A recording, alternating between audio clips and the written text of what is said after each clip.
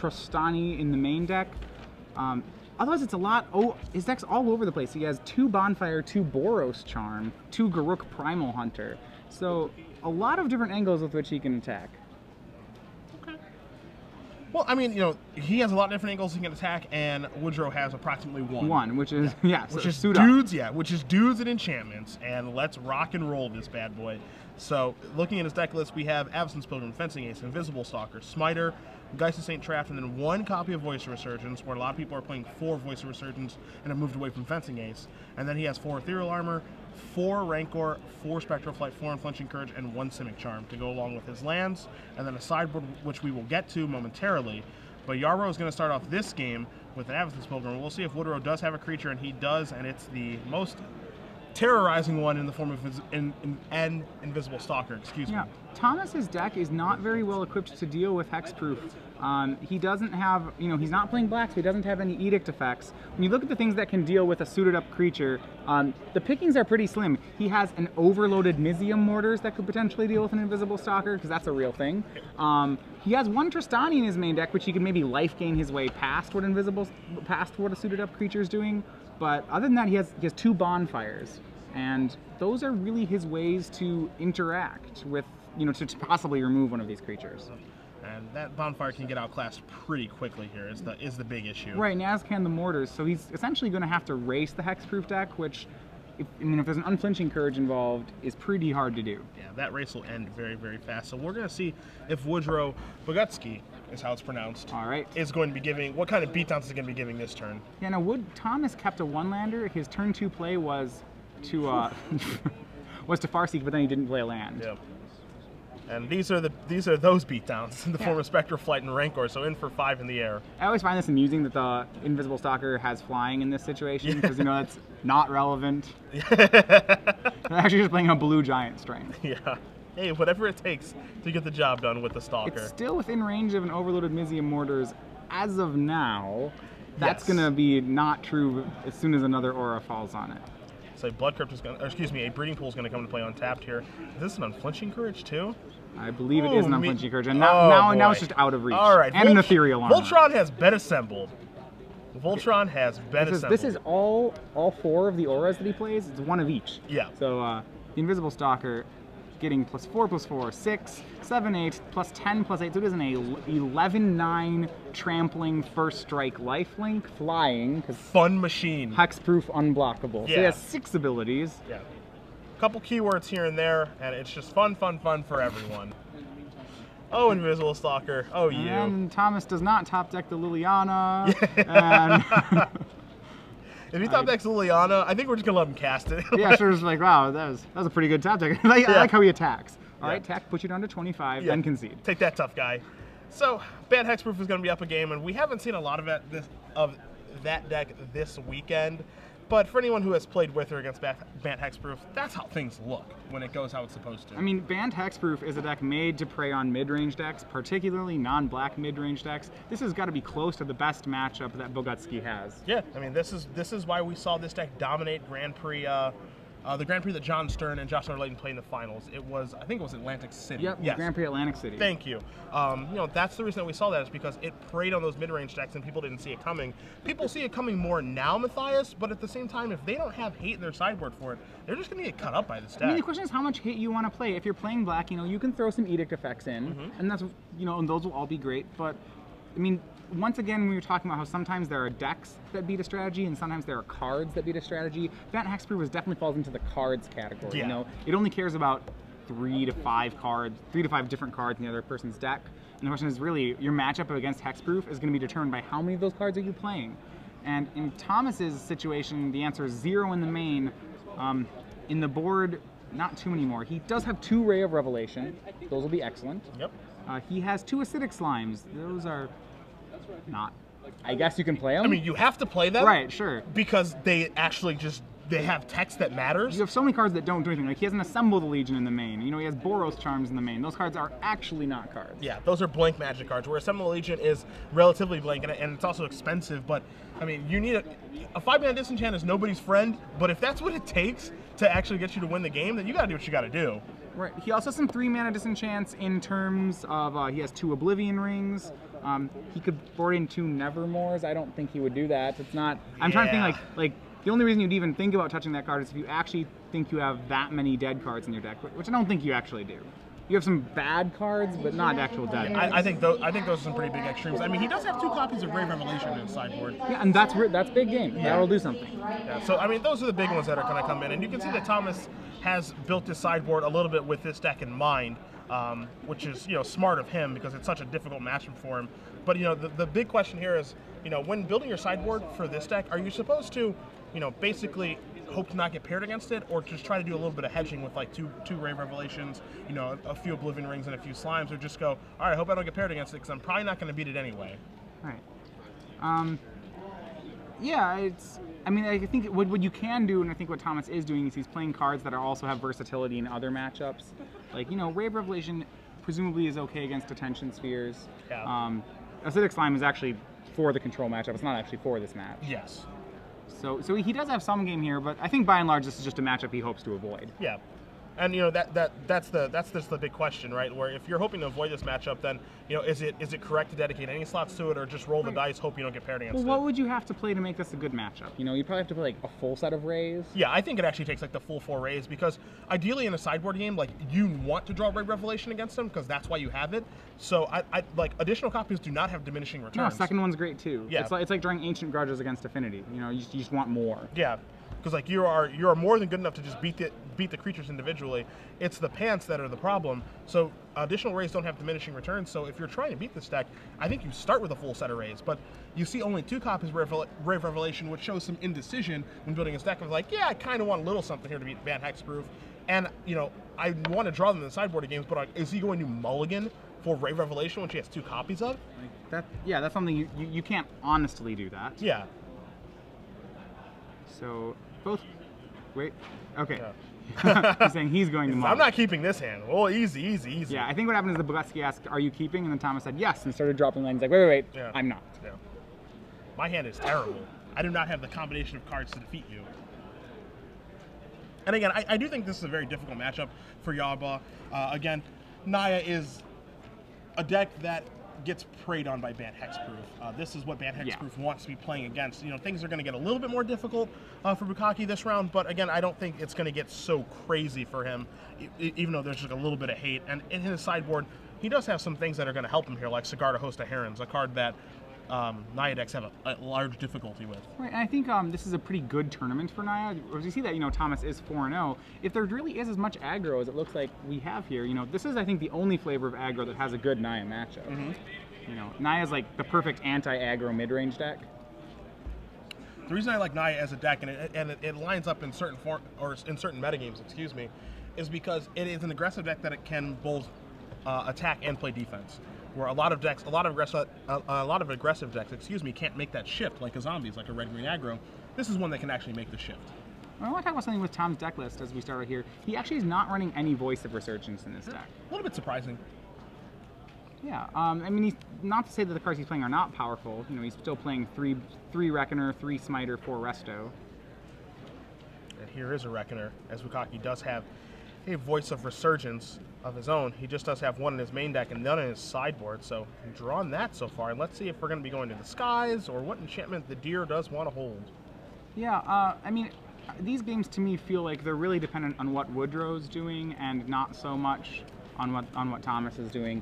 You know, if Bogucki's able to put together you know, the combo of creatures plus auras, it seems like he'll get there.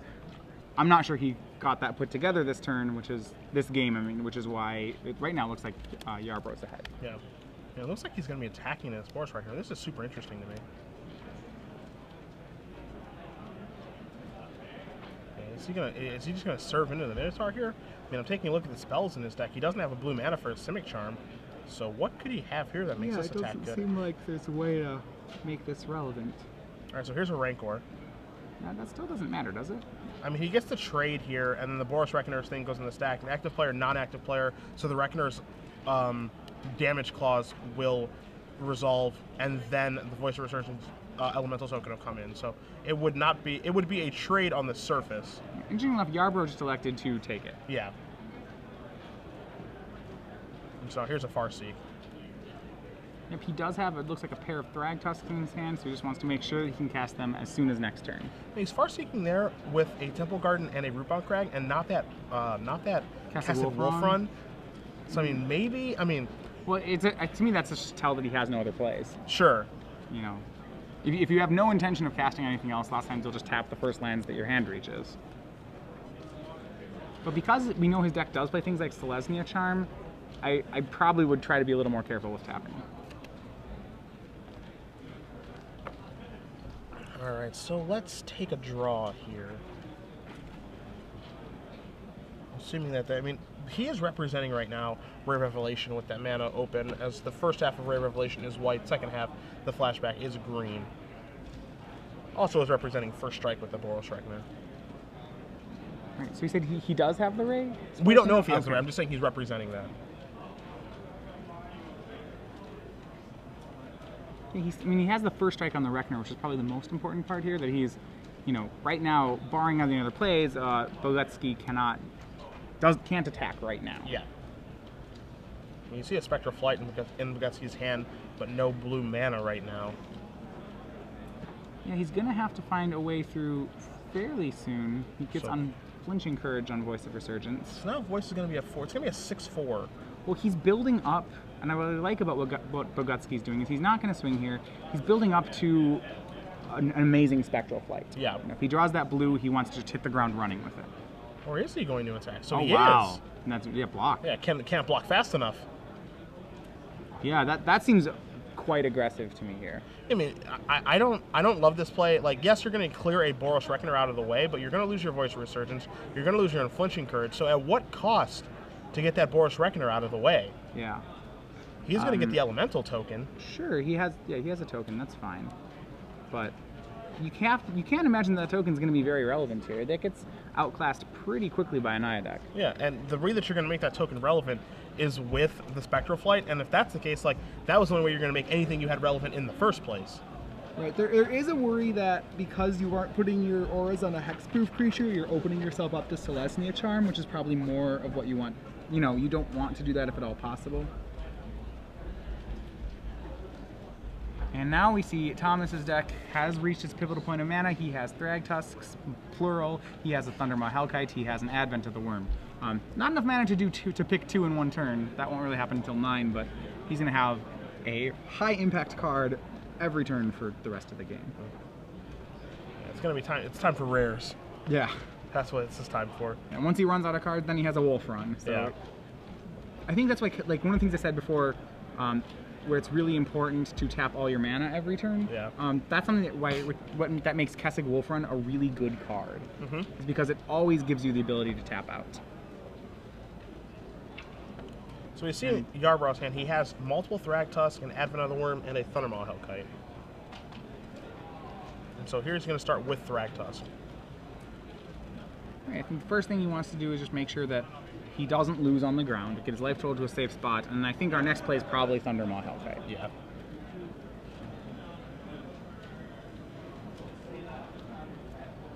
So after Thrag Tusk does resolve, 5 life, 5/3 in play. Woodrow going to untap. He's going to draw. We'll see what we can come up with. It's and the blue that mana. Was the blue source. Yep. So, you know, it's trying not to be one of those "I told you so" moments, but it looks like what he was doing. It appears like he's saving the Spectral Flight because he wants it on Geist of Saint Trapped more than he wants it anywhere else. Sure, and of course he doesn't have the deck list for Yarbrough, but I mean, if you're playing against an Aya deck, I think you can assume that there's probably some number of Thundermaw Hellkites like lying around in there. I mean, if you're just committed to saying this Spectral Flight is going to go on Geist of Saint Trapped, then are we okay with that attack last turn with trading the Voice of Resurgence? I don't. Still no, like because I think your commitment to putting Spectral Flight on Geist of Saint Trapped is just wrong to begin with. Well, sure. Because like if your plan is to build a large Geist Trapped, then why are we putting Unflinching Courage? Why are we putting Unflinching Courage onto the? So you should just pass the turn. Play Yeah, nothing. yeah. Why are we putting Unflinching Courage on that? Maybe you voice have to another begin with? Unflinching Courage. That's a potential reason. Yeah, that's true. Even so, I'm not sure. Yeah, I'm not sure that you go with that line. A Geist Trapped with Spectral Flight and then a couple other auras though can be near impossible for decks to answer. Yeah, borderline.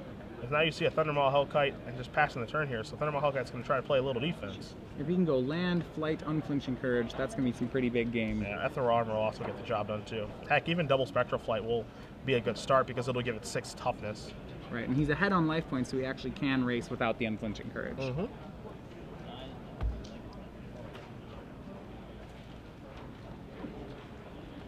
So 2 mana being tapped. One of them looks like they're going to be blue, so it might be Spectral Flight time, my friends.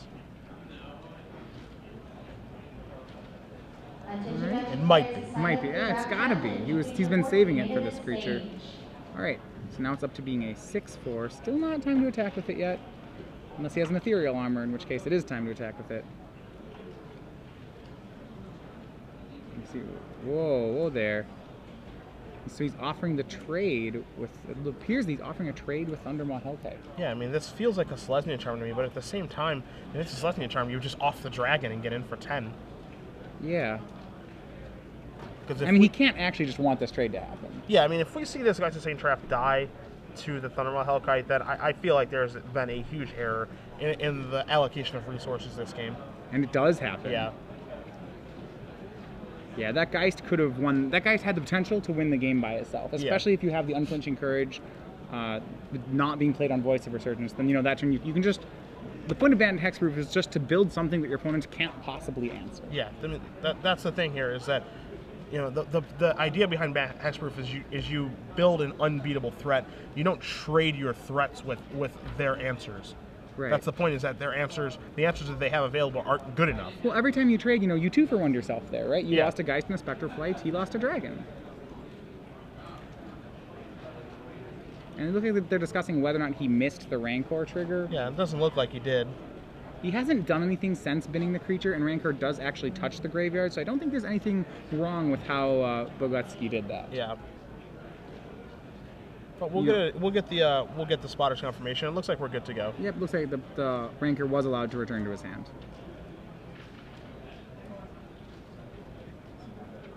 And we've seen Tristani Selesnya's Voice, drawn by Yarbrough. That is, the repeatable life gain of that card, at least in my opinion, is one of the ways that Thomas can actually, and I'm going to put in quotes here, answer one of the hexproofed creatures. He can actually out-life gain what it does. Yeah.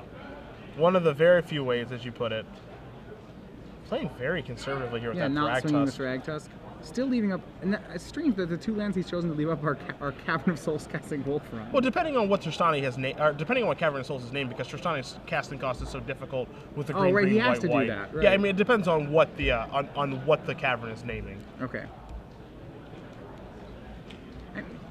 I mean, there are very few instances in his deck that Bogucki actually cares about, and to a certain degree, Bant Hexproof doesn't play around things anyway. Yeah. I mean, this is an all-in archetype. Yeah, it's like, you don't really play around... When you can, you play around things, but usually you can't. Yeah. You'll have 1 creature in hand and 3 auras in hand, and you say, well, yes, I'm going to put these auras on this creature. So here's a Geist Trapped. Here is an Invisible Stalker. The elemental token's going to become a 3/3, and he'll pass it back. I mean, and Bogucki's line when he traded away that last Geist to St. Trapped, I think was probably that he had another one in hand. He said, oh, it's fine to trade this Geist. And actually, I think it's okay to trade the Geist there. I'm not okay trading the Spectral Flight. Yeah, that's the big one. If you have backup creatures, that's fine. That means you don't have backup enchantments, and that means that every enchantment that you do draw, you need to get maximum. Yeah. You need to get the maximum out of. Remember that Geist of St. Trapped just by itself is not actually good here. It needs probably 2 auras on it before it's a good card. I mean, look at the creatures out on the battlefield and that are looming in Yarbrough's hand. Those cards all laugh at Geist of St. Trapped. Because Yarbrough has a Selesnya in play and an Advent of the Worm in his hand, and he's going to start making Thrag Tusk and populating Advent of the Worm tokens, you need to be dealing massive amounts of damage every turn to race that. And I'm not even sure you can race that. Yeah, we're looking at life gains of around 5 to 10 life a turn, as you guys do see Tristani on the screen. Yeah, and we know there's an excellent token in Yarbrough's hand that's about to get populated. Mm-hmm. And I think I like this attack a lot. as it's time to try to get this game over with and shorten the number of draw steps that Bogucki actually gets the opportunity to have access to.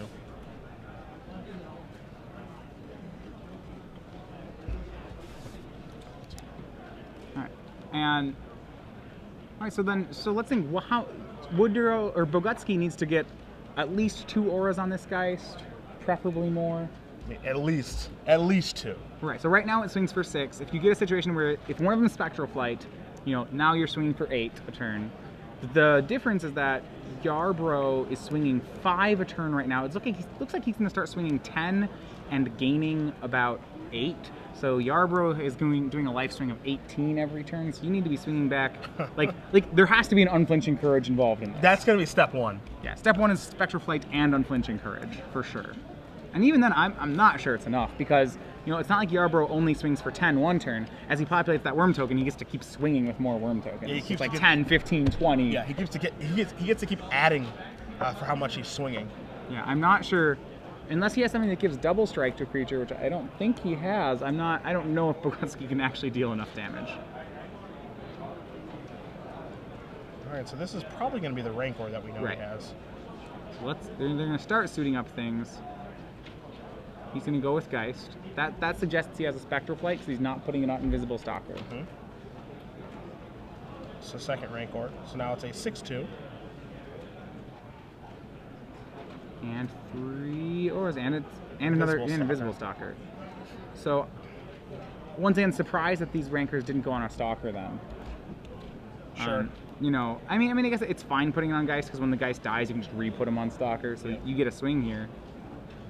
So now we get to see Geist come across, Angel kind of come across along with the Stalker and the Voice of Resurgence token. Right. I don't know if Yarbrough blocks. I don't think he wants to lose the Tristani, and I don't think he wants to lose the Worm. He definitely does not want to lose that Worm token. Yeah, the Worm is way too important to lose.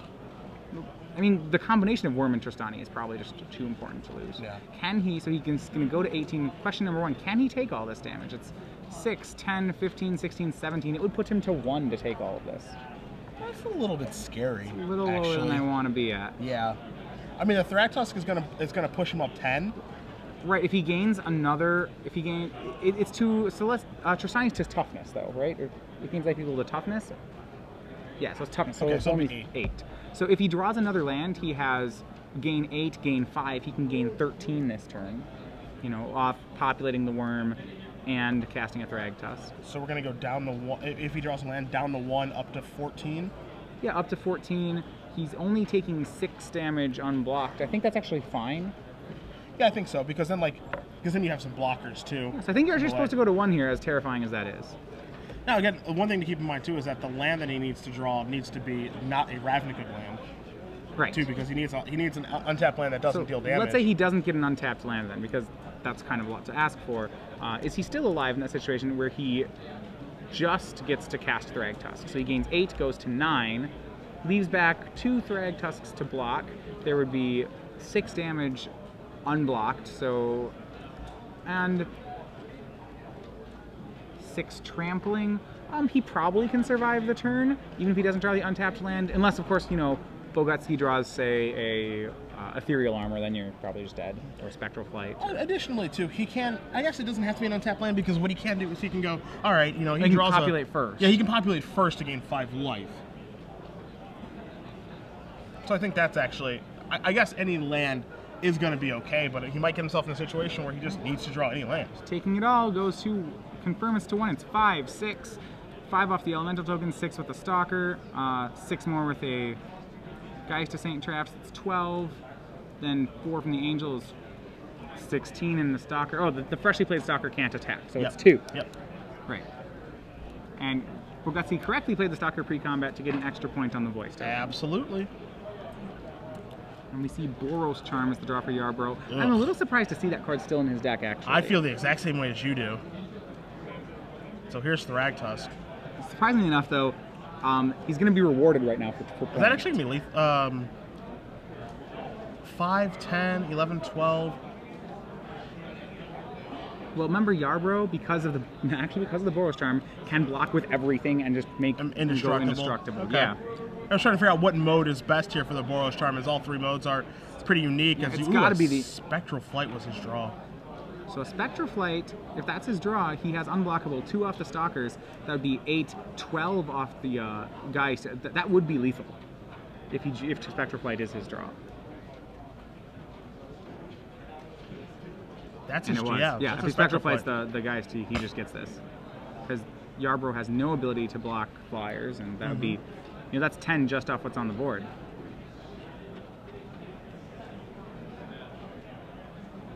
Bogucki's just, I think, playing it careful, confirming that yes, this is lethal.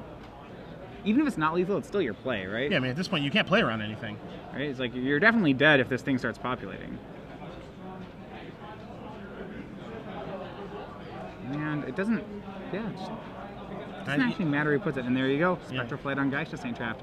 And that was the draw he needed. I almost want to say that's the only draw that works for him. I don't even know if Ethereal Armor gets it. But he does have the second Spectral Flight for the Geist. That makes it a 2, 3, 4, 5, 6, 7, 8 plus the Angel makes it 12, 13, 14 from the Stalker. Yeah. 14 unblockable damage, that should be enough to kill. So you see both players kind of looking at each other, and so long as Bogucki doesn't forget this Angel token. He doesn't even need the Angel token, actually. He has 10 just on the creature. Yeah, you're right. And he doesn't even need that either. He can forget his Angel token. It's fine. Stalkers can play defense. I mean, you do want to remember it in case your opponent plays Celestial Charm, and Celestial Charm would gain 2 life. You wouldn't want to lose to that happening. Sure. So, like, as a good matter of principle, well, you should just always remember your Angel token, but, there is a line where that matters. You see him thinking this through, just thinking about what can I lose to. Do you have Fog in your deck? Or any other Ray of Revelation. Ray of Revelation would get you, but you can't play around it. Yeah. You're just all in at that point. Right. And Ray is not in Yarbrough's hand, as we know, and that should be lethal.